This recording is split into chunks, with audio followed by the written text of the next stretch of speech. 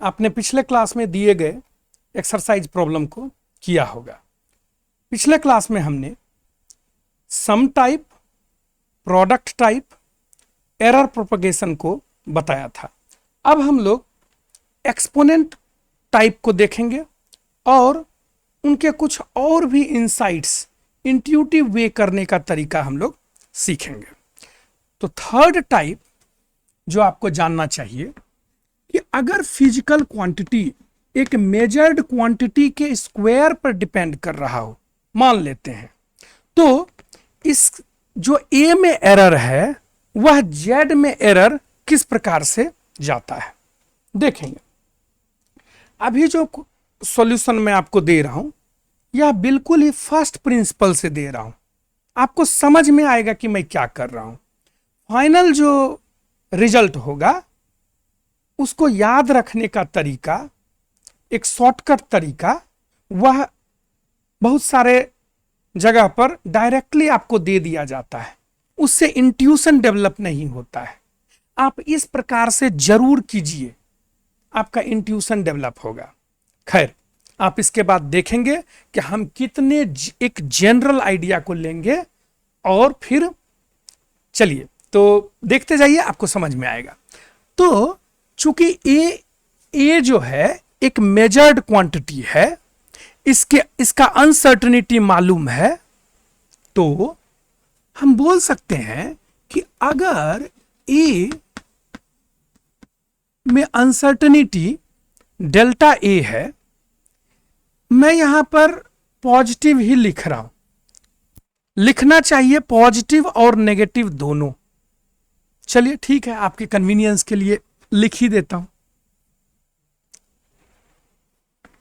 तो यहां पर क्या आया कि अगर independent measured quantity a has uncertainty of delta a, then it will produce uncertainty in delta Z.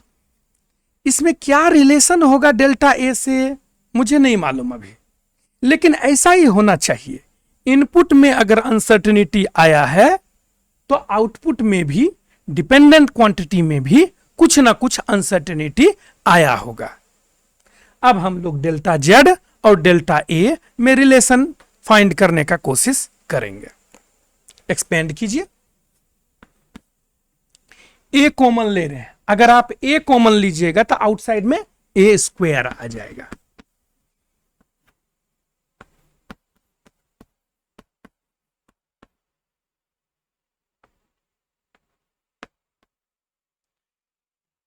पिछले क्लास में भी मैंने बताया था, एक बार मैं रिमाइंड कर दूं कि अगर 1 plus x to the power n है और अगर x का वैल्यू बहुत छोटा हो तो यह approximately equal to 1 plus nx हो जाता है।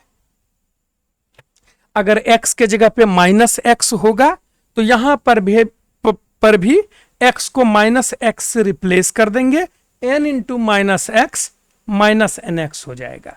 ऐसा भी हो सकता है कि x तो x ही रह गया और n माइनस एन हो गया, तो भी क्या होगा 1 plus minus n into x, तो अगेन 1 माइनस एन एक्स हो जाएगा।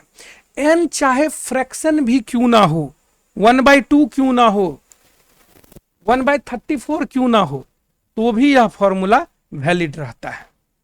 आगे किसी क्लास में हम लोग सीखेंगे कि यह फॉर्मूला इतना पावरफुल है बाइनोमियल एक्सपेंशन में कि पाई का वैल्यू न्यूटन ने यहीं से कैलकुलेट किया और फाइनली जो एक रेस था कि कितने डिजिट तक पाई का करेक्ट वैल्यू निकाला जा सकता है, उस पर फुल स्टॉप रखा था।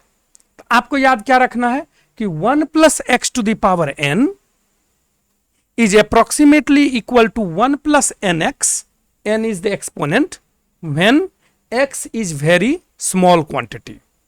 ठीक है, कंपैरिजन कर लेंगे, a स्क्वायर इंटू, इसको अप्रोक्सीमेटली लिख सकते हैं 1 प्लस माइनस 2 डेल्टा ए बाय ए, ये डेल्टा है, लिख सकते हैं। ए स्क्वायर क्या है? ए स्क्वायर तो जेड ही है, Z into 1 plus minus 2 delta A divided by A. इधर में क्या लिखा हुआ है? Z plus delta Z. इस जेड को इधर ला लीजिए तो कितना हो जाएगा?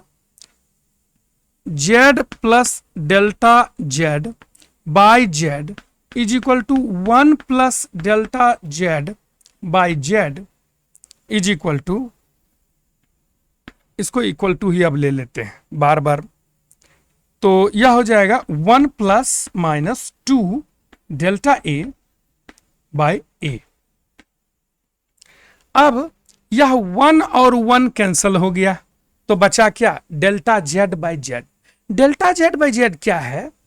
Change in z divided by z. इसको आप फ्रैक्शनल एरर भी बोल सकते हैं, हाँ, फ्रैक्शनल डिविएशन, या फिर स्टैंडर्ड टर्म में इसको रिलेटिव एरर बोलते हैं। Error relative to its mean. Z को Z plus minus delta Z लिखे तो रिलेटिव एरर क्या है? Delta Z by Z. Relative error को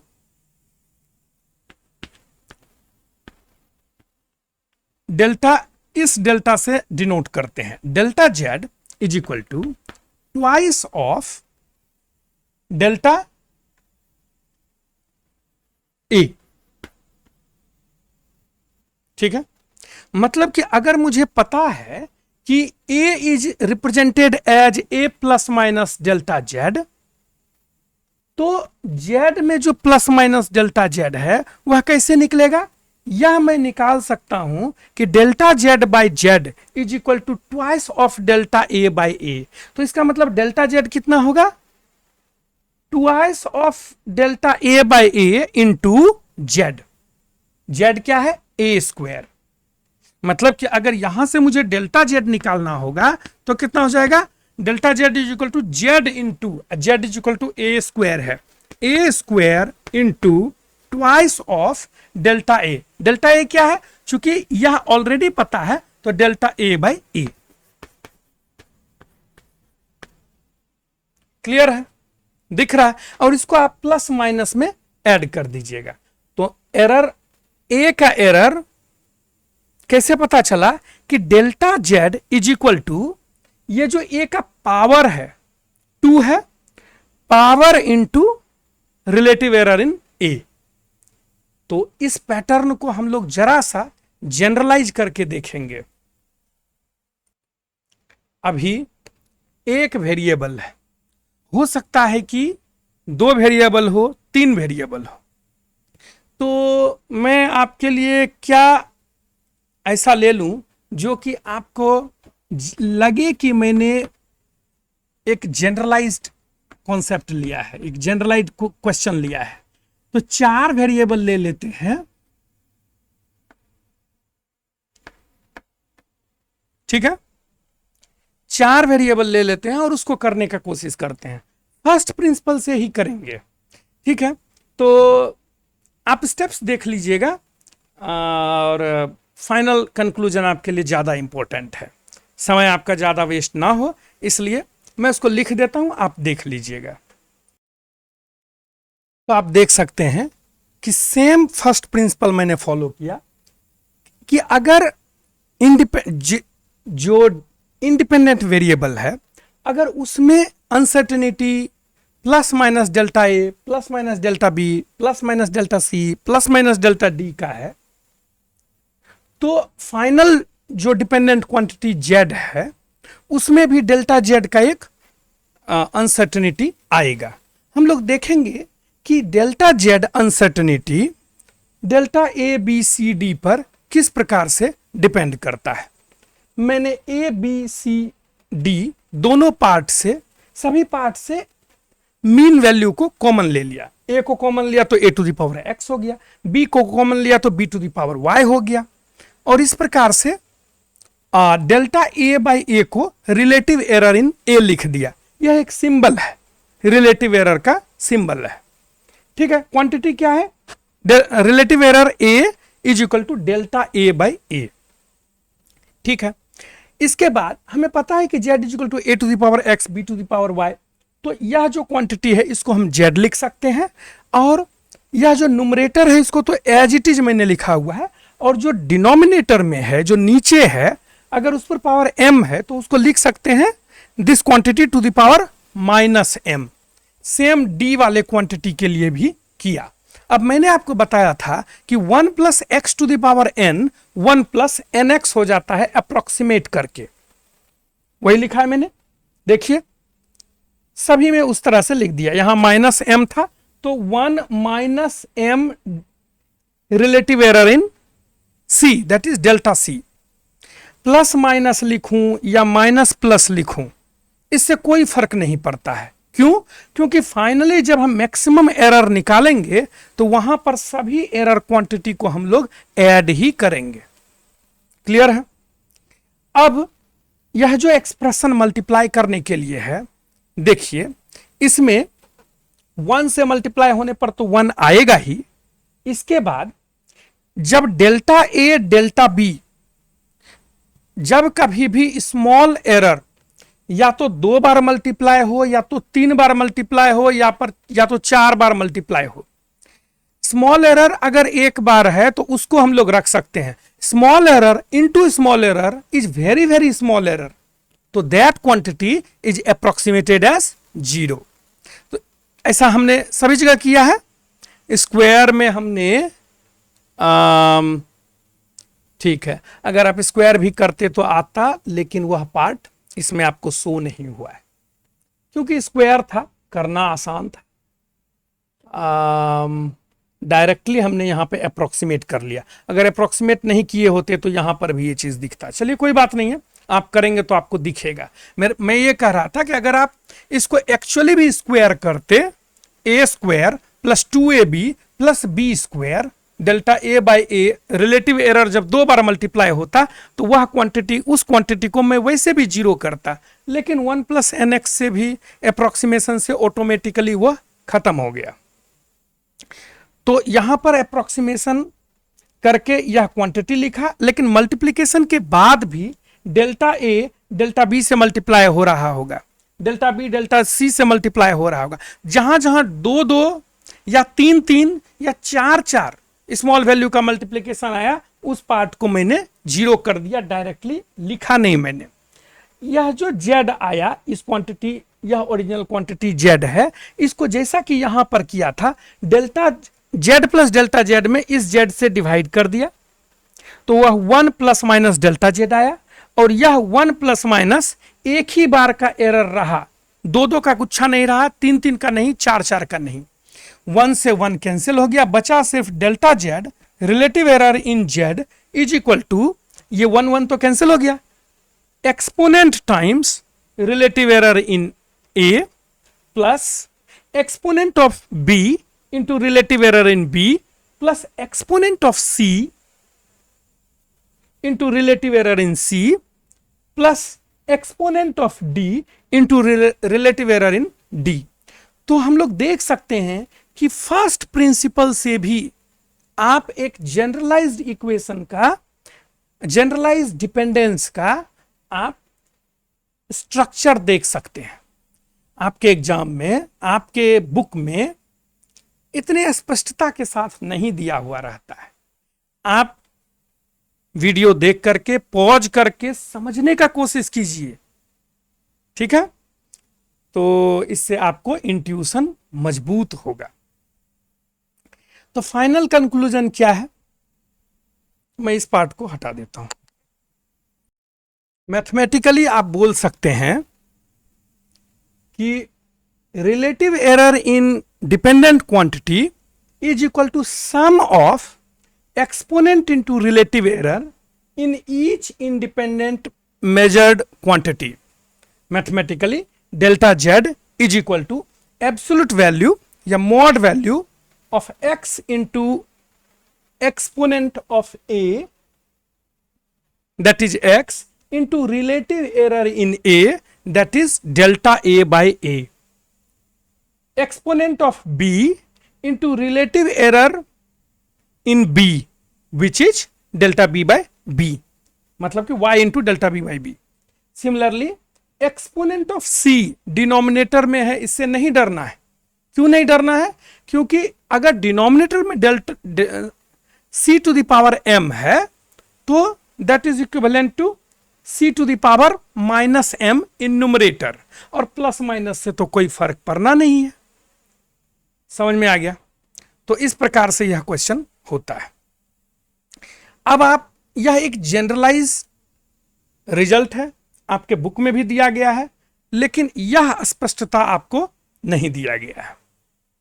तो आप इस चीज को समझेंगे, बहुत ही गहराई से आप क्वेश्चन कर सकेंगे.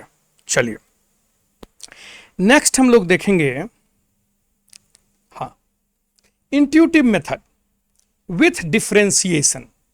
अब मुझे यह नहीं मालूम है कि आपको इस स्टेज पर डिफरेंशिएशन पता है या नहीं. मैथमेटिक्स का चीज है, आसान है, लेकिन अभी मैं आपको एक दो स्टेप डिफरेंशिएशन का बताऊंगा और उसके बाद देखेंगे हम लोग कि क्या कर सकते हैं, कैसे इन रिजल्ट्स को इजीली विजुलाइज किया जा सकता है, इजीली रिकवर किया जा सकता है. यह जो फर्स्ट प्रिंसिपल का मेथड है, इसका आवश्यकता आपको नहीं होगा. हर बार इतना समय दे करके इस रिजल्ट को आप नहीं लाइएगा. आपको ये रिजल्ट लाना है, लेकिन इस रिजल्ट को भी जरा सा हम लोग डिफरेंशिएशन से देखेंगे तो बरसों तक याद रहेगा. अभी के लिए शुरुआती स्टेज में अगर आपको ना मालूम हो तो अभी के लिए सिर्फ आप ये मान लीजिए कि differentiation of x to the power n is n x to the power n minus 1, यह होता है. ठीक है, और भी है, आप डिफरेंशिएशन का रूल्स आपको सीखना पड़ेगा. थोड़ा सा देख लीजिए कि अगर differentiation of u and v दो फंक्शन है तो इसको हम differentiation of u plus differentiation of v लिख सकते हैं, ऐसा होता है. और डिफरेंशिएशन अगर u इंटू v है फंक्शन, तो उसका होता है कि एक बार u को कांस्टेंट मान लीजिए और v का डिफरेंशिएशन कर दीजिए, दूसरी बार v को कांस्टेंट मान लीजिए और u का डिफरेंशिएशन कर दीजिए with respect to x.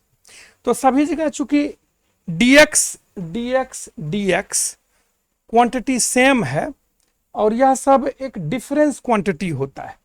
d by d x of x to the power n का मतलब होता है change in x to the power n due to change in x. तो अगर x प्लस डेल्टा x हो रहा है और z अगर x to the power n है तो आप delta z by delta x को निकालते हैं. ठीक है, तो यह एक फिजिकल क्वांटिटी है, लेंथ है, ऐसा सोचिए. तो अगर ये सभी जगह आपको दिख रहा हो तो आप क्या कर सकते हैं, dx को हटा सकते हैं. हम लोग ऐसा करते हैं. समझ में आए तो भी अच्छा. फाइनली अगर आपको यह रिजल्ट पता है कि delta Z is equal to exponent times relative error in a, और सभी वेरिएबल के लिए करके उसके एब्सोल्यूट वैल्यू को ऐड कर देंगे हम. एब्सोल्यूट वैल्यू मतलब होता है इस दोनों का प्रोडक्ट. नेगेटिव अगर है तो भी पॉजिटिव ही लेना है, पॉजिटिव है तो भी पॉजिटिव लेना है. ठीक है, तो अगर इस चीज को आप समझ गए, आप देखिए, आपको मैंने बताया था कि अगर जेड ए प्लस बी दिया हुआ है तो इसको कैसे हम लोग याद लाएंगे कि इसका एरर किस प्रकार से प्रोपोगेट करता है. आपको सिंपली डिफरेंशिएट कर देना है. मतलब कि d बाई डी जेड करेंगे तो यहां पर आ जाता है d z is equal to d a plus d b. इसी को लिख सकते हैं delta Z is equal to delta A plus delta b. जिन लोगों को थोड़ा सा डिफरेंशिएशन आता है वह तुरंत पकड़ लिए होंगे. जिन लोगों को अभी नहीं आता है थोड़ा सा इग्नोर इसको आप कर दीजिएगा, वैसे काम का चीज है, आगे काम आएगा, अभी नहीं भी सीखेंगे तो चलेगा। जो मैंने यहां बताया यह पता होना चाहिए, नेक्स्ट एक्सरसाइज आपसे बन जाएगा। यही डेरिवेशन मैं दूसरे तरीके से कर रहा हूं और कुछ नहीं कर रहा। और इसी प्रकार से देखेंगे कि अगर z equal to a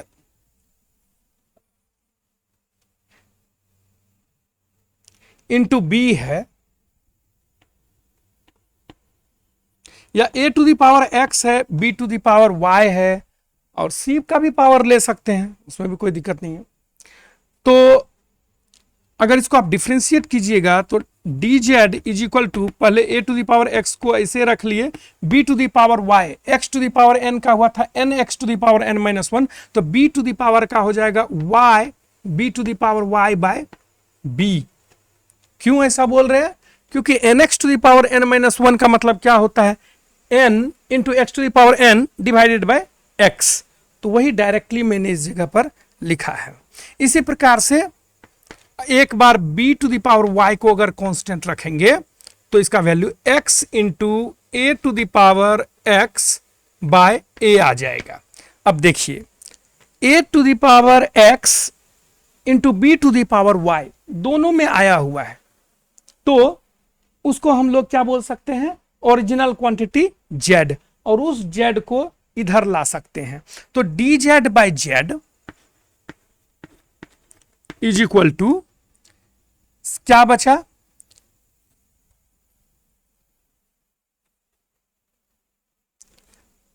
y bye, एक चीज आपको बताना जरूरत है कि जब कभी भी एरर प्रोपगेशन प्रोडक्ट टाइप में हो और आप डिफरेंशिएशन से उसको इंट्यूशन आप डेवलप करना चाहते हैं, फॉर्मूला आप रिकवर करना चाहते हैं, तो डायरेक्टली डिफरेंशिएट नहीं कीजिएगा, यह फंस जाएगा। जैसे कि अभी ये मेरा फंस रहा है, हमेशा टेक लॉग देन डिफरेंशिएट, थोड़ा सा मैं मिस कर गया था, लेकिन यह बहुत ही पॉपुलर रिजल्ट है, टेक लॉग देन डिफरेंशिएट। उससे क्या है कि यह जो इतना कॉम्प्लेक्स यह हो रहा है, यह बहुत ही सिंपल हो जाएगा। अगर आप दोनों साइड लॉग ले लेते हैं, लॉग दो क्वांटिटी का अगर प्रोडक्ट है तो उसको सम के रूप में लिख सकते हैं, log a to the power x plus log b to the power y, और a to the power x, log a to the power x को लिख सकते हैं x लॉग a, और इसी प्रकार से सेकेंड क्वांटिटी को भी y log b लिख सकते हैं। और अब यहां पर अब इसको आप डिफरेंशिएट कर दीजिए, तो एक और फॉर्मूला हम लोग यूज करने जा रहे हैं कि differentiation of log x is equal to 1 by x, यह भी यूज हो रहा है इस जगह पर। तो यहां पर आ रहा है कि log z का डिफरेंशिएशन हो गया 1 बाय z, और z का डिफरेंशिएशन हो गया डेल्टा z। तो delta z by z is equal to x delta a by a plus y delta b by b।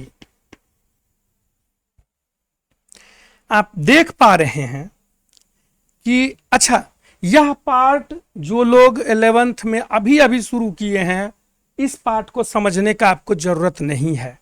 आप अगर इस चीज को समझ रहे हैं, इतना सा ही बहुत लोग नहीं समझते हैं, इतने से काम चल जाएगा आपका। लेकिन जो लोग थोड़ा सा डीपली जाना चाहते हैं, आपके एडवांस में, आईआईटी एडवांस में अगर क्वेश्चन करना है, तो इस चीज को आप एक बार अगर देख लेंगे तो आपको बहुत फायदा मिलेगा। जो लोग इसी क्लास में अभी अभी आए हैं, इस पार्ट को आप छोड़ सकते हैं, क्योंकि आपने अभी डिफरेंशिएशन भी नहीं पढ़ा है। क्लास में आपको पढ़ाया जा रहा होगा शायद कैलकुलस में, ठीक है। तो आप देख पा रहे हैं कि यहां भी a to the power x और b to the power y, c to the power m भी ले सकते थे, माइनस m भी ले सकते थे, सिंपली लॉग लेते तो सारा सेपरेट क्वांटिटी हो जाता। हम देख क्या पा रहे हैं कि relative error in z is exponent of a, that is x, into relative error in a, plus exponent of b that is y into relative error in b, separate हो गया। जो यहां पर रिजल्ट आया है वही डिफरेंशिएशन से directly result आ रहा है। जब आईआईटी एडवांस का क्वेश्चन आप कीजिएगा, अभी करने का जरूरत नहीं है, मैं करूंगा, उसके लिए अलग से पीवाईक्यू होगा, वहां पर सिर्फ वही आपको पढ़ना है। तो वहां पर कुछ क्वेश्चन ऐसा भी आता है जिसमें कि आप इसको अप्लाई नहीं कर सकिएगा। वहां पर रिलेशन इस प्रकार का रहेगा कि डायरेक्ट डिफरेंशिएशन भी नहीं हो पाएगा और लॉग लेकर के भी क्वांटिटी, इंडिपेंडेंट क्वांटिटी सेपरेट नहीं हो पाएगा।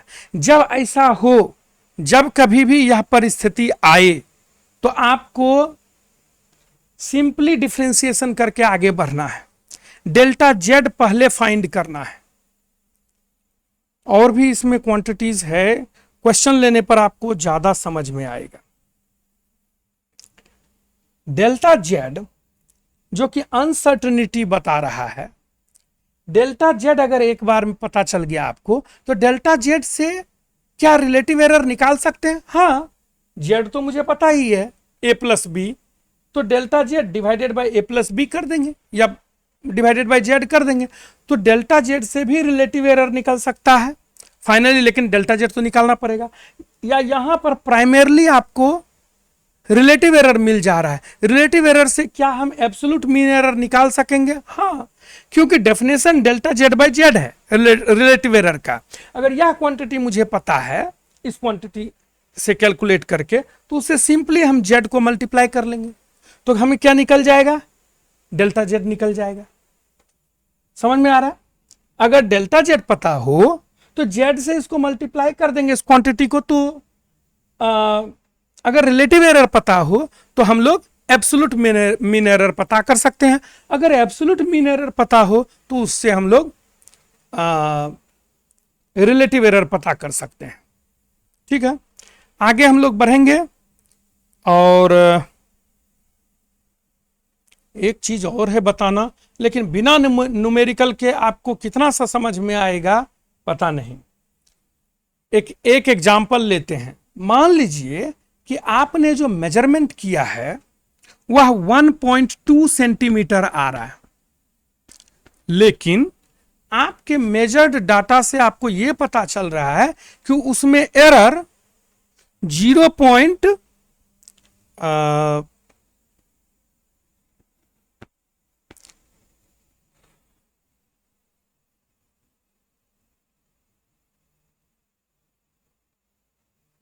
0.03 सेंटीमीटर का है। अगर आपको यह पता चलता है तो यह सिग्निफिकेंट एरर का कॉन्सेप्ट है, तो इसको सिग्निफिकेंट एरर में हम लोग देखेंगे। खैर, थोड़ा मैंने एक एग्जांपल लाया है, तो आपको मैं मिटाने से पहले बता दूं कि जब कभी भी आप अनसर्टेनिटी कैलकुलेट करते हैं तो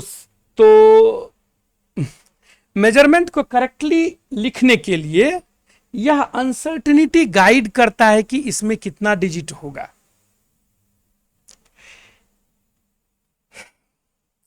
तो सबसे पहले हम लोग देखेंगे, जो एग्जाम्पल आपके बुक में दिया हुआ है उसको करेंगे, उसके बाद फिर आगे हम लोग समझेंगे। देखिए, आपके एनसीईआरटी में, नए एनसीईआरटी में इसको हटा लिया गया है। पुराने एनसीईआरटी में यह एग्जाम्पल दिया जाता था। तो चूंकि पीवाईक्यू में यह क्वेश्चन अभी भी अपीयर हो रहा है, इसलिए मैं बता रहा हूं।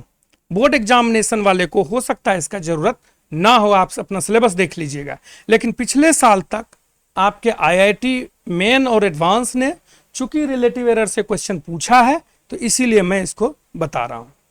तो क्वेश्चन सिर्फ ये दिया हुआ है कि अगर एक क्वांटिटी, एक डिराइव्ड क्वांटिटी इंडिपेंडेंट क्वांटिटी पर इस रिलेशन से डिपेंड कर रहा है, तो अगर ये जो measured quantity a b c d है, अगर ये मेजर्ड है तभी ये सब लागू है, अगर मेजर्ड नहीं है तो उस क्वांटिटी को कांस्टेंट मान के हम लोग चलते हैं। यहां पर ए बी सी डी कहने से मतलब है कि मेजर्ड क्वांटिटी, इसको हम लोग ने मेजर किया हुआ है, तो आपको बताना है कि uncertainty in z, how is it depending on uncertainty in delta a, या फिर आपको बताना है कि find relative error in z in term of relative error of a b c and D.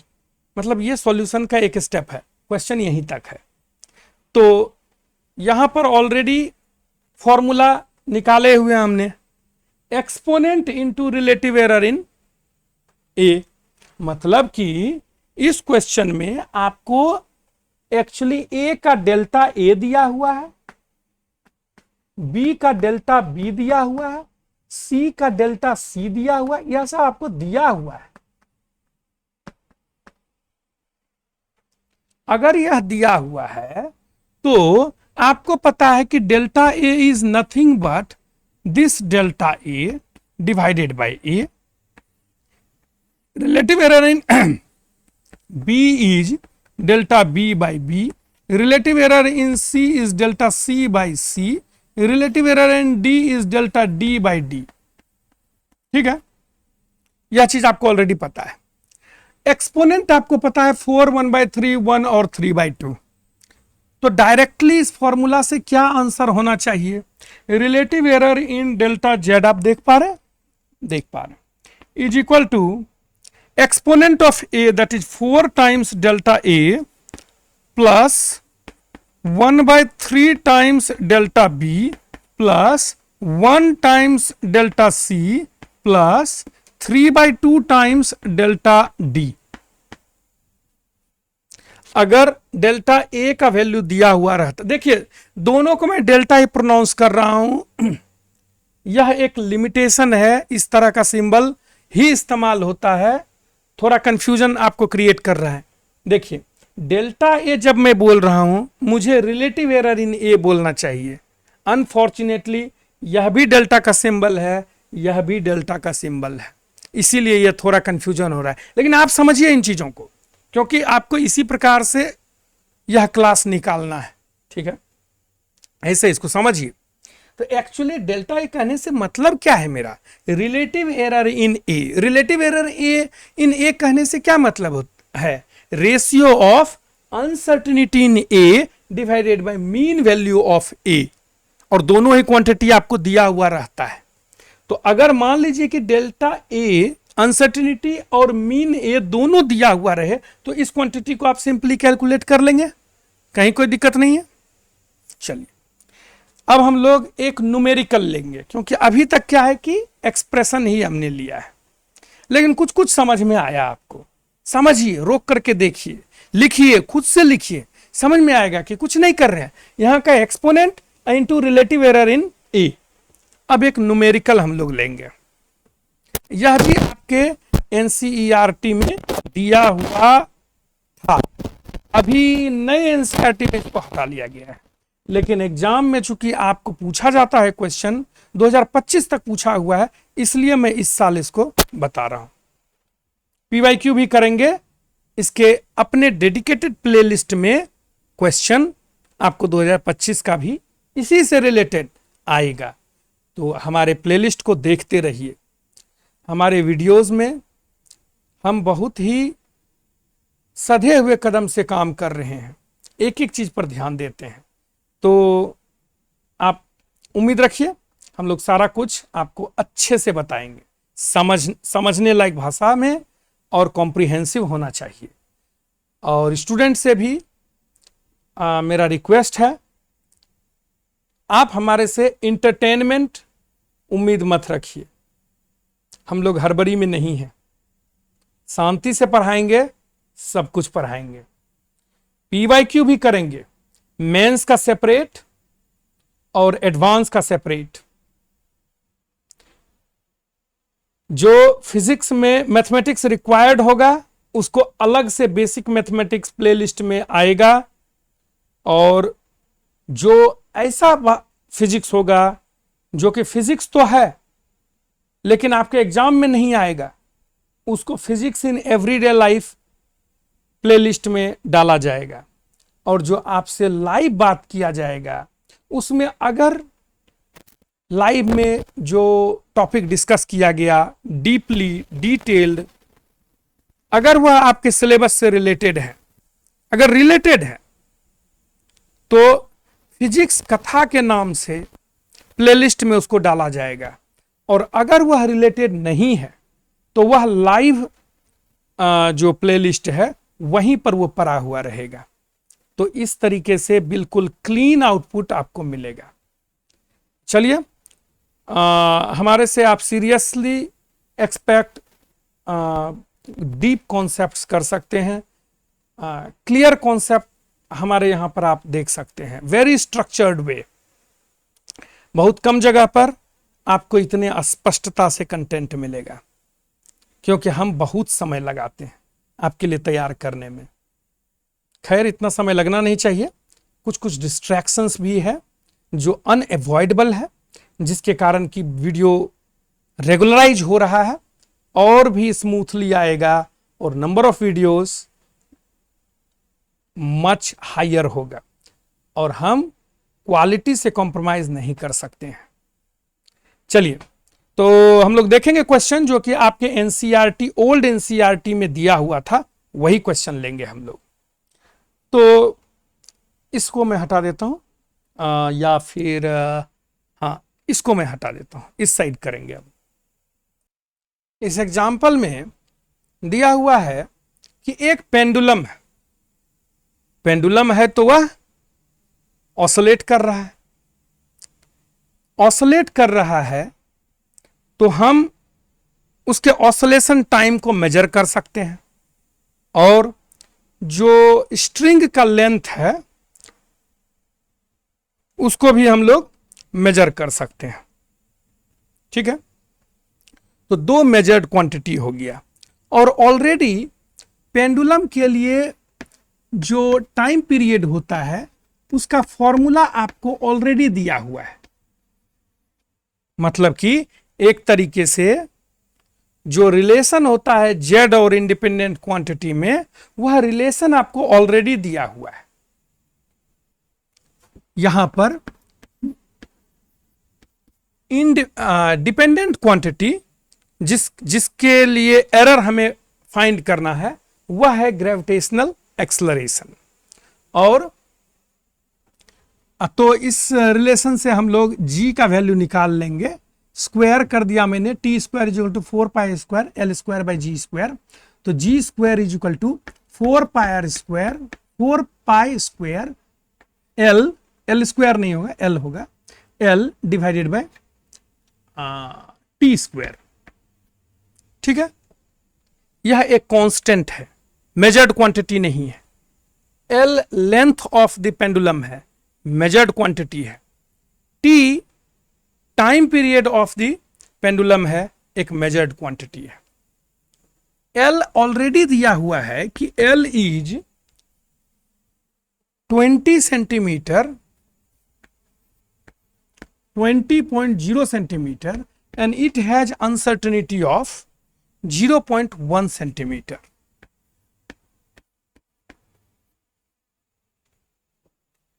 और यह L दिया हुआ है, और ये T टाइम पीरियड जो इसने मेजर किया है वह एक्चुअली इन्होंने 90 oscillation, 90 complete oscillation. Oscillation complete कब बोलते हैं? जब एक साइड से गया, घूम फिर के फिर वहीं पर आया, इसको एक कंप्लीट ऑसिलेशन बोलते हैं। ऐसा 90 कंप्लीट ऑसिलेशन नहीं 100 कंप्लीट ऑसिलेशन जब हुआ तो टोटल टाइम 90 सेकेंड लगा। और इस 90 सेकेंड में जो अनसर्टेनिटी है, 90 सेकेंड में 1 सेकेंड का अनसर्टेनिटी है। यह तो टाइम पीरियड नहीं है, 100 ऑसिलेशन के लिए यह टाइम है। तो एक ऑसिलेशन के लिए कितना होगा? डिवाइड कर देंगे, 100 से। ठीक है, पता चल गया। 0.9 प्लस माइनस 0.01 सेकेंड। अब जी और एल का अनसर्टेनिटी, टी का अनसर्टेनिटी सब आपको मालूम है। यह डायरेक्ट अनसर्टेनिटी है। रिलेटिव एरर इन एल कितना होगा? 0.1/20। Relative error in time period क्या होगा? 0.01 डिवाइडेड बाय 0.9 बाय डेफिनेशन। तो रिलेटिव, चूंकि ये प्रोडक्ट टाइप है, एक्सपोनेंट इन्वॉल्व है, प्योरली प्रोडक्ट टाइप है, तो इसमें relative error in g will be equal to exponent into relative error in that physical quantity plus exponent of other physical quantity into relative error in that physical quantity। कितना हो जाएगा? Relative error in l कितना है? 0.1/20, 1/200 हो गया, plus twice of relative error in time कितना हो गया? 0.01/90, कितना हो जाएगा? 1/90, 1/90।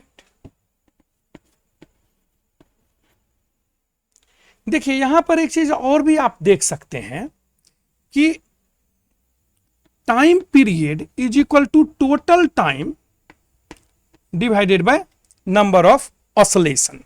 अगर आप यहां पर डिफरेंशिएशन कीजिएगा या फिर अपना आप लगाइएगा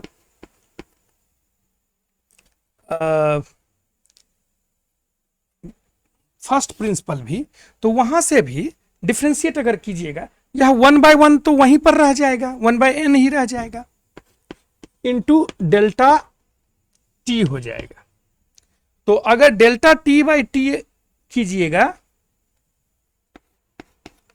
तो यहां पर t का वैल्यू t/n पुट कर देंगे, n खत्म हो जाएगा। मतलब कि relative error in t is equal to relative error in total time is same as relative error in time period. खैर उस तरीके से ना करेंगे तो भी आपको यहां पर से आंसर आ रहा है। इसका कुछ भी वैल्यू आप कैलकुलेट कर सकते हैं, जो भी इसका वैल्यू आ रहा है। तो इस प्रकार से आप डेल्टा जी कैलकुलेट कर लेंगे। जी तो आप डायरेक्टली कैलकुलेट कर लेंगे। कैसे कैलकुलेट करेंगे?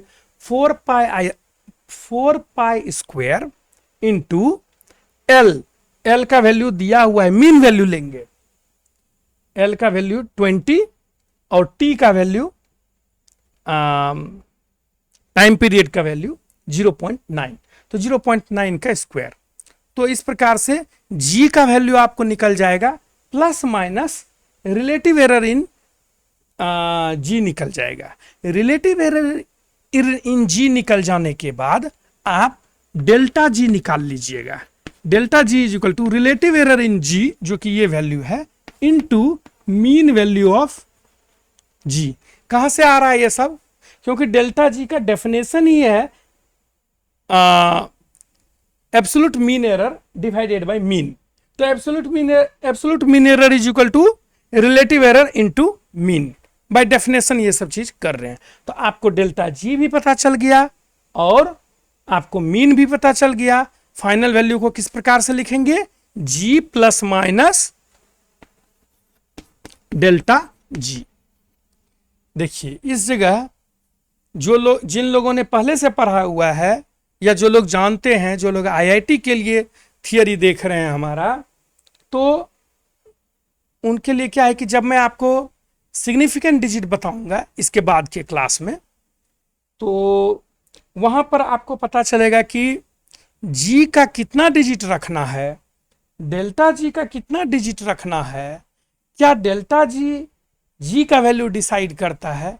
ये सारा चीज आपको सिग्निफिकेंट डिजिट में पता चलेगा, अभी पता नहीं चलेगा, नेक्स्ट क्लास में पता चलेगा। चलिए, तो लगभग अब यहां पर तो और कुछ बचना नहीं चाहिए। चलिए, एक स्पेशल टाइप है, मैंने आपको जस्ट बताया है, स्पेशल टाइप को भी देख ही लेंगे, क्योंकि आपके एनसीईआरटी ने पुराने एनसीईआरटी ने, नए एनसीईआरटी में ये चीज अभी नहीं है, लेकिन एग्जाम में पूछा है इसलिए मैं बता रहा हूं। तो पुराने एनसीईआरटी में स्पेशल टाइप को ही पहले दिया। बोर्ड एग्जामिनेशन में स्पेशल टाइप आपको नहीं पूछा जाता है, एडवांस में पूछा जाता है, मेन में भी नहीं, लेकिन एनसीईआरटी ने यह एग्जाम्पल दिया हुआ है। तो हम लोग देखेंगे, पहचानेंगे, थोड़ा थोड़ा समझ में आया तो ठीक है, ना आया टेक्स्ट बुक भी पढ़िएगा, कुछ कुछ और भी समझ में आएगा। अब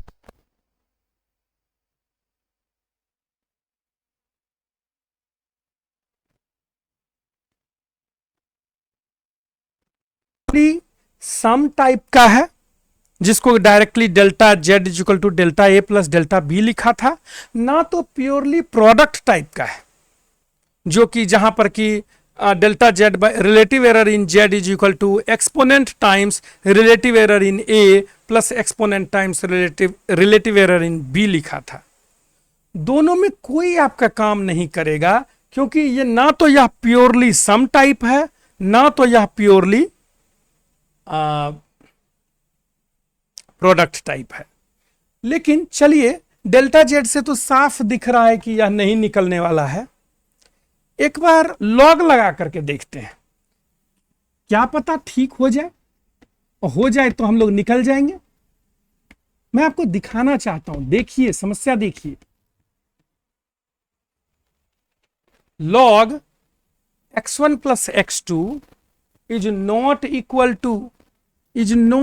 टू, ये जो मैं लिख रहा हूं ना एक्सप्लिसिटली, यह गलती आप करेंगे, मुझे पता है, मैंने किया है, आप भी करेंगे, मुझे पता है। ऐसा समटाइम्स लोग लिख देते हैं, स्टूडेंट तो बहुत गलती करते हैं, तो यह बराबर नहीं होता है। अगर यह हो जाता है तो काम ही निकल जाएगा हमारा, लेकिन ऐसा नहीं होता है।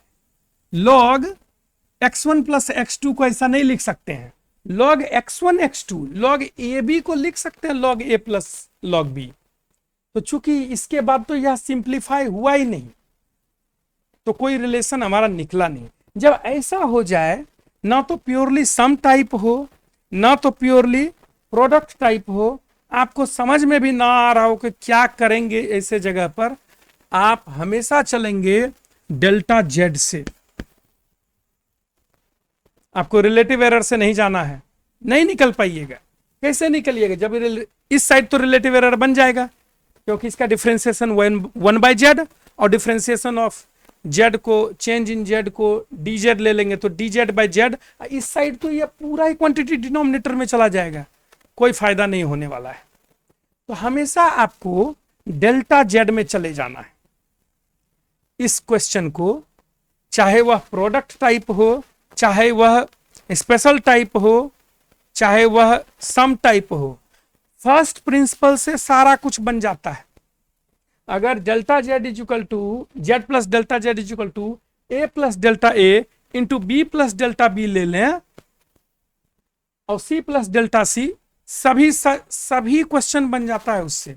फर्स्ट प्रिंसिपल से सभी क्वेश्चन बन जाता है, लेकिन समय ज्यादा लगेगा। इसीलिए आपको जाना है डिफरेंशिएशन के तरीका से। डिफरेंशिएशन जेड का किए, डी जेड को मैं डेल्टा जेड लिख दे रहा हूं, ठीक है, क्योंकि अल्टीमेटली वही लिखना है। D z is equal to, या चलिए आपके लिए एक स्टेप और, d z is equal to, अब इसका डिफरेंशिएशन टोटल करेंगे तो क्या होगा, ए को कांस्टेंट ले लिया into differentiation of b, plus b को कांस्टेंट ले लिया differentiation of a plus differentiation of c. हाँ, अभी कोई दिक्कत नहीं है। Delta Z is equal to a times delta B plus b times delta A plus delta c. A का अनसर्टेनिटी डेल्टा ए भी दिया हुआ है, बी का अनसर्टेनिटी डेल्टा बी दिया हुआ है, सी का अनसर्टेनिटी डेल्टा सी दिया हुआ है, मतलब कि delta Z can be calculated. Once delta z is calculated, then we can calculate relative error in z. कैसे कैलकुलेट कर सकते हैं? Because we know relative error in z is equal to uncertainty or absolute mean error in z divided by mean value of z या given value of z. given value क्या होता है? Mean he होता है, और mean हमने सबसे पहले क्लास में पढ़ाया आपको. चलिए, मतलब सबसे पहले मतलब कि यह तो सेकंड क्लास है, तो फर्स्ट में पढ़ा. तो डेल्टा जेड निकल गया. अगर रिलेटिव एरर पूछा गया है तो, लेकिन जेड को कैसे लिखेंगे हम लोग? जेड को हमेशा लिखा जाता है Z plus minus delta Z. Z आप इस रिलेशन से निकाल लीजिए, ए बी प्लस सी, और डेल्टा जेड आप इस एक्सप्रेशन से निकाल लीजिए जिसमें कि delta A, delta b, delta c, a b c सब कुछ दिया हुआ है. सी का तो जरूरत भी नहीं है, डेल्टा सी से ही हो जाएगा. समझ में आया? अब मुझे लगता है कि फर्स्ट क्लास में मैंने ये चीज बताया होगा, लेकिन फिर भी मैं एक बार आपको क्लैरिफाई कर दूं. अगर आपको रिलेटिव एरर पता है डेल्टा जेड बाई जेड, तो परसेंटेज एरर कितना होगा? इनटू 100. और क्या? Change in z divided by z, that is fractional ratio, fractional value. Change divided by value itself. तो परसेंटेज कितना होगा? Just take into 100. ये बता रहा है 1 में कितना, और परसेंटेज बताता है कि पर 100 में कितना. सेंटेज मतलब सेंचुरी, सेंटेज सेंटेनरी, सेंट मतलब 100 होता है. तो पर 100 में कितना, तो 100 से मल्टीप्लाई कर देंगे. तो अगर डेल्टा जेड पता है और परसेंटेज एरर पूछ रहा है, तो उसका वैल्यू हो जाएगा 100 times relative error in Z. ठीक है, क्वेश्चन आप कीजिएगा. मीन वैल्यू में मैंने आपको जरूर ये सब क्वेश्चन दिया होगा, आप वहां पर देख सकते हैं. चलिए, अब रहा एक्सरसाइज का बात कि सर क्या एक्सरसाइज इसमें मिलेगा. देखिए, चूंकि आपके अभी एनसीईआरटी में इसको हटा लिया है और एचसी वर्मा में भी यह कॉन्सेप्ट शुरुआत के दिनों से नहीं दिया गया है, तो इसमें क्वेश्चन जो भी मैं लूंगा वह आईआईटी मेन से ही लेना पड़ेगा या एडवांस से ही लेना पड़ेगा. तो इस क्लास में हम उसको इंट्रोड्यूस नहीं करेंगे, यह एक थियरी क्लास है. हम लोग उसको आईआईटी मेन के प्लेलिस्ट और एडवांस के प्लेलिस्ट में लेंगे. अभी के लिए एक एग्जाम्पल मैं ले लेता हूं जो एनसीईआरटी में आपको मैंने बोला कि स्पेशल टाइप का, यह जो स्पेशल टाइप है इस टाइप पर बेस्ड क्वेश्चन लिया हुआ था.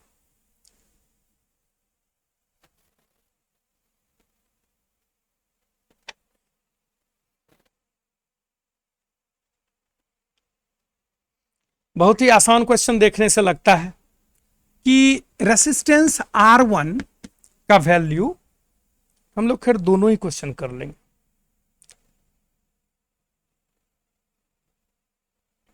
200 प्लस माइनस 4 है, R1 है का R1. 200 प्लस माइनस 4 ओम और R2 का वैल्यू दिया हुआ है 100 प्लस माइनस 3 ओम है, 3 ओम. अब आपको पूछा जा रहा है कि अगर इन दोनों रेसिस्टेंस को सीरीज में लगा दिया जाए तो इक्विवेलेंट रेसिस्टेंस कितना होगा. फॉर्मूला आपको पता है, मतलब कि आपको डिपेंडेंस पता है. तो R1 प्लस R2 का वैल्यू कितना हो जाएगा? 200 प्लस 100 300 ओम. लेकिन आपको अनसर्टेनिटी भी तो पता करना है कि यह जो मेजरमेंट R1 है यह एब्सोल्यूट मेजरमेंट नहीं दिया हुआ है, बल्कि मेजर किया और उसमें इतने का अनसर्टेनिटी भी है. R2 में भी अनसर्टेनिटी भी है. तो आर इक्विवेलेंट में भी तो कुछ अनसर्टेनिटी होगा, वही तो हम लोग अभी पढ़ रहे हैं। तो डेल्टा आर क्यू कैसे निकलेगा? आपको मैंने बताया था कि जब सम टाइप हो तो आप सिंपली दोनों के अनसर्टेनिटी को ऐड कर सकते हैं। अगर आप भूल गए हो तो आप डिफरेंशिएट करके देख लीजिए, d r equivalent is equal to d r one plus d r two, तो आप रिकॉल कर सकते हैं। अदरवाइज जिनको याद है कोई दिक्कत नहीं, जो समझ रहे हैं दूसरी बार तीसरी बार में बहुत अच्छा, समझ जरूरी है, लेट से दिक्कत नहीं है, समझना जरूरी है, ठीक है। तो delta r equivalent is equal to delta r one plus delta r two. अब देखिए यहां पर एक चीज और है, मैं प्लस माइनस नहीं लिख रहा हूं, इसका मतलब ये नहीं कि प्लस माइनस नहीं है, लेकिन फाइनली तो एब्सोल्यूट वैल्यू ही लेना है, नेगेटिव नहीं लेना है, पॉजिटिव ही लेना है, तो इसीलिए आसानी के लिए लिख रहा हूं मैं। तो इसमें 4 ओम है, इसमें 3 ओम है, अनसर्टेनिटी, एब्सोल्यूट वैल्यू नहीं, मीन वैल्यू नहीं, एब्सोल्यूट मीन एब्सोल्यूट एरर। तो कितना हो गया 4 ओम प्लस 3 ओम, माइनस नहीं लिखा मैंने क्योंकि फाइनली तो मुझे एब्सोल्यूट वैल्यू ही लेना है, सम ही करना है। तो अब मुझे अनसर्टेनिटी भी पता चल गया 7 ओम का। एक्सप्रेस करेंगे कंप्लीट फॉर्म में आर इक्विवेलेंट को, r equivalent becomes 300 ohm plus minus uncertainty in equivalent resistance when it is connected in series is equal to 7 ohm। ठीक है, तो यह आपका स्पेशल टाइप नहीं है, यह तो मैंने आपको बताया ही है। पैरेलल में जब जाएंगे तब देखिए आप क्या समस्या है। और सरप्राइजिंगली पैरेलल का क्वेश्चन आपके एनसीईआरटी ने पूछा हुआ था, नए वाले बुक में नहीं है।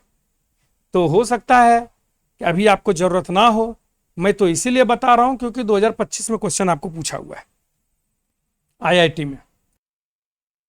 मान लीजिए कि यह दोनों रेसिस्टेंस पैरेलल में ऐड किया गया है, तब जाकर के आपको इक्विवेलेंट रेसिस्टेंस और उसके साथ में उसका अनसर्टेनिटी बताना है। तो आर इक्विवेलेंट कितना हो जाएगा, आपने शायद थोड़ा तो पढ़ा होगा कि 1/R equivalent is equal to 1/R1 plus 1/R2 होता है। यहां से आर इक्विवेलेंट कितना हो जाएगा, डायरेक्टली भी शायद आपको पता होगा, R1 R2 bye R1 plus R2 कितना हो गया 100 into 200 divided by 100 plus 200, value 66.7 हो गया ओम। क्लियर है। अब अनसर्टेनिटी इन इक्विवेलेंट रेसिस्टेंस निकालना है। क्या यह प्योरली सम टाइप है, लेकिन रेसिप्रोकल में है। आपको रेसिप्रोकल में होगा तो फिर आप अगर इसको डिफरेंशिएट कीजिएगा तो बहुत आसान रिलेशन नहीं आएगा। क्या यह प्रोडक्ट टाइप में है, बिल्कुल भी प्रोडक्ट टाइप में नहीं है। मतलब कि क्या लॉग लगा सकते हैं, ये पूछने का मतलब था। तो लॉग मैंने अभी जस्ट बोला था आपको, इस साइड में कोई दिक्कत नहीं है, लग जाएगा। इस साइड में log 1/R1 plus log 1/R2, क्या उसको अलग अलग हम लोग लिख पाएंगे? log 1/R1 plus log 1/R2 नहीं लिख सकते हैं। एक्सप्लिसिटली मैंने बताया था इस चीज को जस्ट इसके पिछले एग्जाम्पल में। ठीक, तो मतलब कि log से भी हम लोग प्रोसीड नहीं कर पाएंगे। log से प्रोसीड नहीं कर पाएंगे मतलब रिलेटिव एरर वाला भी कॉन्सेप्ट नहीं लग सकेगा। तो उसके लिए क्या मैंने बोला, तब क्या करना पड़ेगा, आपको डिफरेंशिएशन मेथड से जाना होगा और आपको एब्सोल्यूट एरर कैलकुलेट करना पड़ेगा, मीन एब्सोल्यूट एरर। ठीक है, देखते हैं। तो इसको डिफ्रेंशिएट करेंगे। अगेन डिफ्रेंशिएशन के कारण आपके लिए थोड़ा मैं रुक जाता हूं। देखिए, log differentiation of 1/x is equal to -1/x² होता है।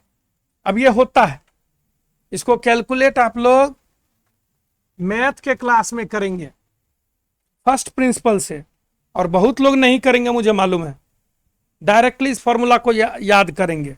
या फिर अच्छा, यहां पर तो एक और उपाय था, x⁻⁻1 ले लेंगे, तो differentiation of x⁻⁻1 is equal to exponent -1 into x⁻n-1, -1 -2 हो जाएगा। तो x⁻⁻2 is equal to 1/x⁻2, वही लिखा हुआ है मैंने। तो 1/x से भी याद रख सकते हैं, या फिर nx⁻n-1 से भी हो जाएगा। इन सभी क्वेश्चन को मैथ के क्लास में जब आपको बताया जाए तो आप इसको फर्स्ट प्रिंसिपल से कीजिए। बहुत कम विद्यार्थी करेंगे, बाय डेफिनेशन फर्स्ट प्रिंसिपल से कीजिएगा। ठीक है, थोड़ा मेहनत है लेकिन मजा उसी में है। चलिए, इसको डिफ्रेंशिएट कर दीजिए।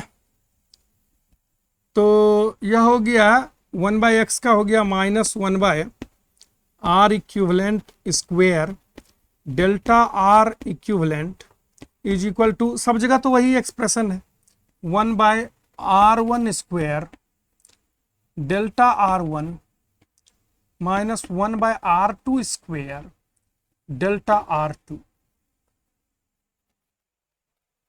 ठीक है, माइनस प्लस का तो कोई मतलब नहीं। क्यों मतलब नहीं है?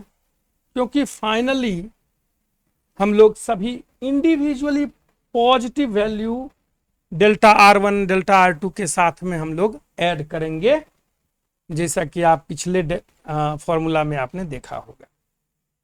ना देखा है तो एक बार देख लीजिएगा। यहां पर चलिए माइनस माइनस माइनस हटा देते हैं, तो ऑलरेडी पॉजिटिव हो गया। तो delta r equivalent is equal to r equivalent square into 1/r1 square delta r1 plus 1/r2 square delta r2।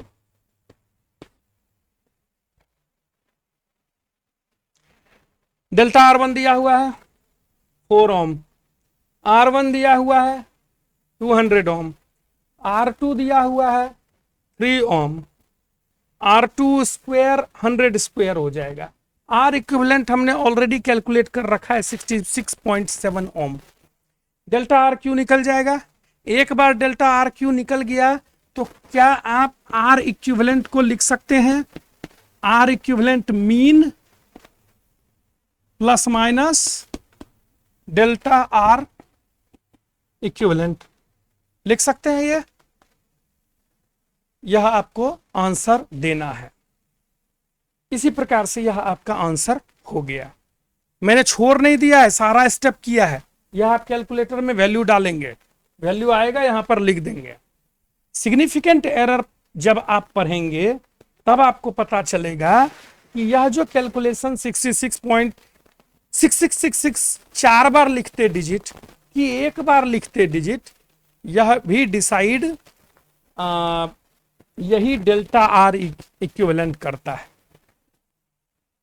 इस स्पष्टता में भी बुक में नहीं दिया हुआ है, लेकिन आप जब मैं पढ़ाऊं आप घबराइए नहीं कि सभी चीज मेरा छूट गया सर, आप जितना बता रहे हैं वो मेरे समझ नहीं आ रहा है। आप ऐसा मत सोचिए, आप टेक्स्ट बुक पढ़िए। मेरा सोर्स क्या है? मेरा 3 सोर्स है, NCERT, HC वर्मा और प्रीवियस ईयर क्वेश्चन बैंक। यही सोर्स है मेरा। आप भी वो पढ़िए, आपको पता चलेगा। एक एक एग्जाम्पल का सोर्स वही है। तो जो आपसे NCERT समझ में आ रहा है, HC वर्मा आपसे बन रहा है, इतना सा भी अगर हो रहा है तो आप निश्चिंत रहिए, हड़बड़ाइए ज्यादा नहीं। लेकिन अगर आपका मन हो, मैं इसी प्रकार से न्यूमेरिकल भी आपको IIT JEE मेन PYQ के प्लेलिस्ट में डालता हूं। और जेई एडवांस के पीवाईक्यू में डालता हूँ। 11th में 11th और 12th का तो अभी थ्योरी में बता नहीं सकूंगा, इस बार 11th से ही चलेगा सब कुछ, ठीक है। तो अभी सिग्निफिकेंट डिजिट का मैं बात नहीं कर सकूंगा, क्योंकि एक्चुअली यहां पर वो भी बात मुझे करना है, करना चाहिए। दूसरी बार मैं बता रहा होऊंगा तो मैं ये बात बोलूंगा कि कैसे r equivalent, delta r equivalent को कंट्रोल करता है। तो इसका जो वैल्यू आता है यह तो 66.7 है, और डेल्टा आर इक्विवेलेंट जब आप इसे कैलकुलेट कीजिएगा तो इसका वैल्यू 1.8 ओम आता है, 1.8 ओम। कुछ बात है यहां पर जो मैं आपको जरूर बताना चाहता हूं, और बहुत कम जगह बताया गया है यह चीज। मतलब कि बड़े बड़े इंस्टीट्यूट में भी इन चीजों को इतने गहराई से प्रिसीजन के साथ नहीं बताया जाता है। अनफॉर्चुनेटली मेरा कंपटीशन नहीं है, मैं कंपटीशन के लिए नहीं बोल रहा हूं, मेरा यह कहना है कि जो पढ़ाई हो कॉम्प्रिहेंसिव होना चाहिए। स्पष्टता किताब में तो ऑलरेडी एम्बिगुअस करके रखा है, वीडियो में भी अगर एम्बिग्यूटी रह गया तो फिर कैसे स्टूडेंट सब कुछ सही करेंगे। चलिए 66.7 और इसका वैल्यू दिया हुआ है 1.8 ओम।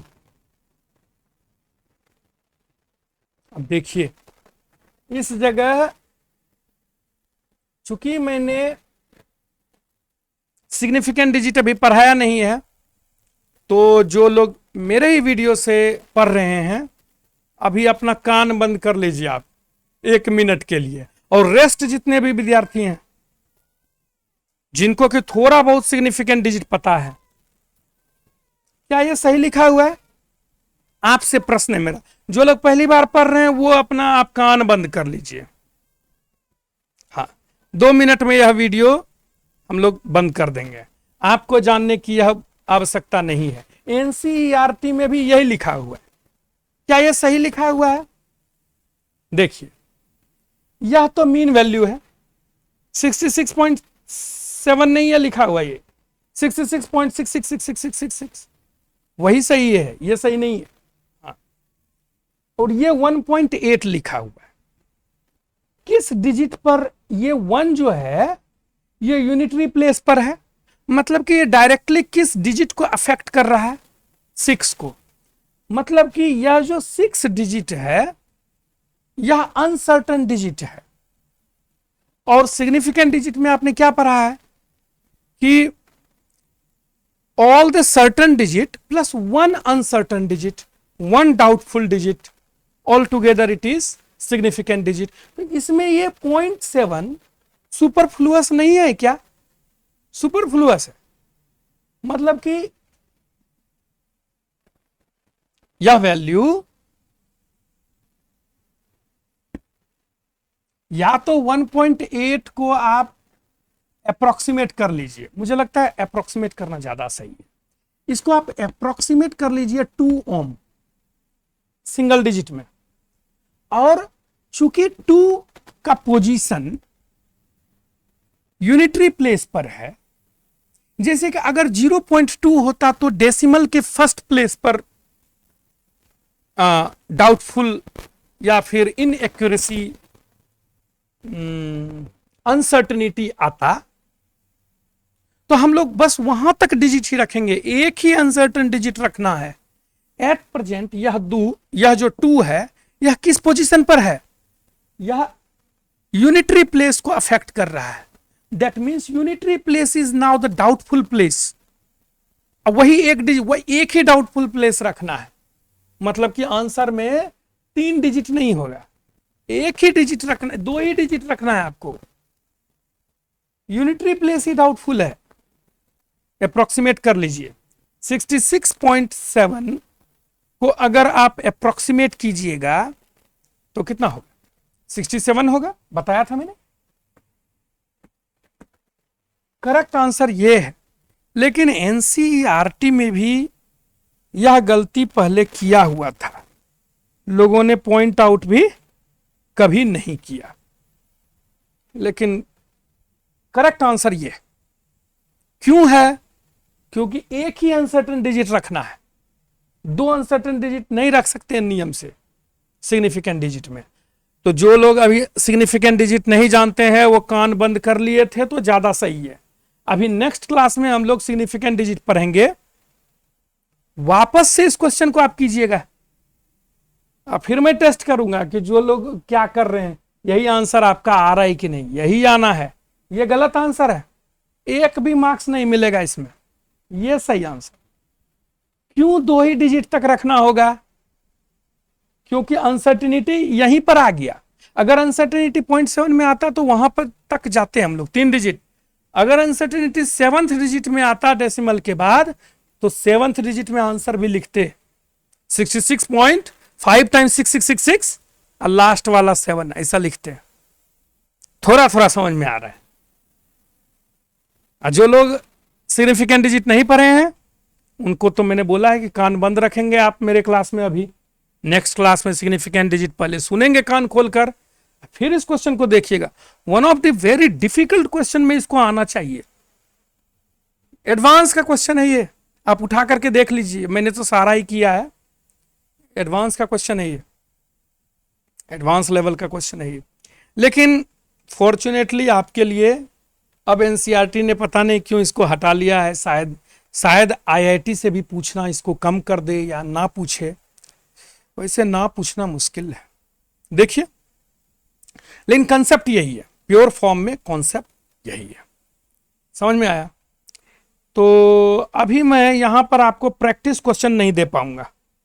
क्यों नहीं दे पाऊंगा? क्योंकि एनसीईआरटी ने तो हटा ही लिया है और एचसी वर्मा ने तो कभी इसको पढ़ाया ही नहीं।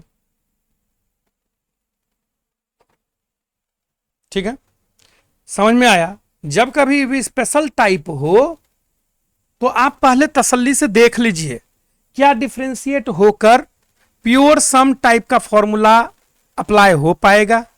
नहीं हो रहा, डिफरेंशिएट नहीं हो पा रहा है उस फॉर्मेट में। देखिए, क्या लॉग लेकर के डिफरेंशिएट अगर करें तो वो प्रोडक्ट टाइप वाले में सेपरेट हो जाएगा, वो भी नहीं हो रहा है। तो क्या करना पड़ेगा? Go for differentiation. वहां से आपको डेल्टा मतलब कि मीन एब्सोल्यूट एरर पता चल जाएगा, फिर उसको आप करेक्टली नंबर को रिप्रेजेंट कर सकते हैं। परसेंटेज एरर कितना होगा? अगर रिलेटिव एरर बोलूं मैं यहां पे निकालने के लिए, डेल्टा आर इक्विवेलेंट कितना होगा? डेल्टा मतलब relative error in r equivalent is equal to uncertainty in r equivalent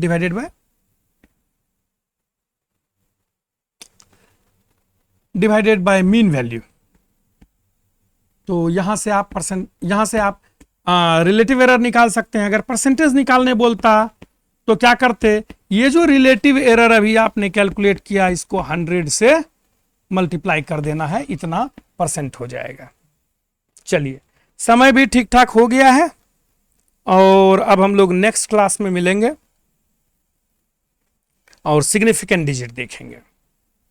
class कैसा लग रहा है? अच्छे से फॉलो कीजिए हमारे वीडियो पर। आप प्लेलिस्ट में हमारे चैनल पर प्लेलिस्ट में आइए, तब देखिए। थियरी पढ़ना है तो थियरी पढ़िए, हम टेक्स्ट बुक से ही पढ़ा रहे हैं, टेक्स्ट बुक को सेंटर में लेकर के पढ़ा रहे हैं। टेक्स्ट बुक से तो एग्जैक्टली नहीं बोल सकते हैं, लेकिन हाँ उसको सेंटर में लेकर के पढ़ा रहे हैं। और मेन और एडवांस का भी PYQ आपको इसके डेडिकेटेड प्लेलिस्ट में मिलेगा। नेक्स्ट क्लास में, इस क्लास में मैं आपको कुछ भी एक्सरसाइज करने नहीं दूंगा, जो मैंने बताया है वही आप कीजिए, क्योंकि आपके बुक में अभी ये दिया हुआ नहीं है। और PYQ में आकर के आप आराम से देख सकते हैं। और नेक्स्ट क्लास में हम लोग सिग्निफिकेंट डिजिट अच्छे से समझेंगे। चलिए।